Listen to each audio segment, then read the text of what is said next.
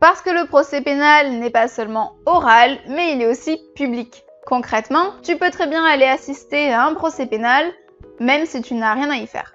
Activité qui est d'ailleurs très répandue parmi les étudiants en droit. Hashtag vie de merde. Et si jamais tu n'as pas pu assister en direct au procès, le compte-rendu des débats est communiqué à la presse. Mais il faut savoir que ce n'est pas un principe absolu. Avant la phase de jugement, c'est même carrément le contraire. On parle du secret de l'instruction. En effet, à ce stade, on en est encore aux recherches, on n'est même pas sûr que ça va finir au tribunal. Donc comme on a des doutes, et qu'on veut que l'instruction se déroule un peu en paix, on applique le principe du secret de l'instruction. Principe auquel il y a des exceptions, on est en droit. Pourquoi faire simple quand on peut faire compliqué? Mais durant le jugement, il peut aussi y avoir des exceptions. Il y a des affaires qui peuvent être dures à supporter par le public, ou la publicité peut porter atteinte à la protection de l'accusé ou de la victime. Par exemple, si l'audience fait trop de bruit et qu'elle empêche les débats ou que l'affaire concerne des enfants, on peut très bien décider que les débats ne seront pas publics. C'est ce qu'on appelle un procès à huis clos. Huis, qui vient du latin porte, qui signifie porte close, et donc... C'est bon, t'as fini, c'est ma partie là. Moi, je faisais ça pour t'aider. Mais dans tous les cas, la décision du tribunal, elle, est publique. La décision de justice n'est pas secrète. On peut savoir si la personne a été condamnée, pour quelle infraction et pour quelle peine. Tout cela étant nécessaire pour avoir une justice transparente. Hier, j'ai assisté à un procès pour trafic de drogue.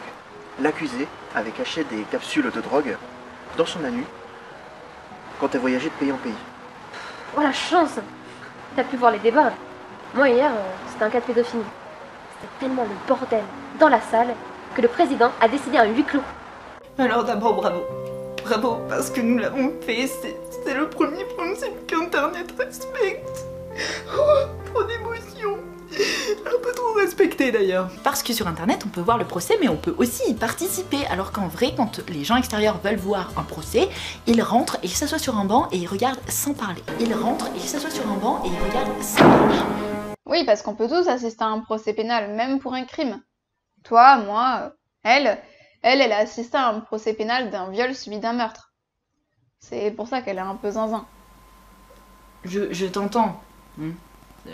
Reprenons, sur Internet, on ne reste pas sur un banc sans parler. Non, hein, loin de là. Le but, c'est justement qu'un maximum de gens participent. Allez, on prend les tomates, les belles tomates, oui, on les prend.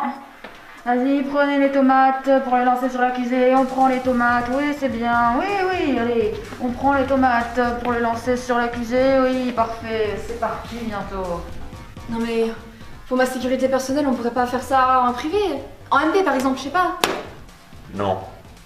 Plus tu cours de risque que l'on te retrouve et qu'on te lynche IRL, mieux c'est. De toute façon, certains juges extrémistes veulent déjà te tuer, alors bon. En plus, comme l'a dit Mash, chers collègues, il est possible d'aménager ce principe. Pour des mineurs, par exemple.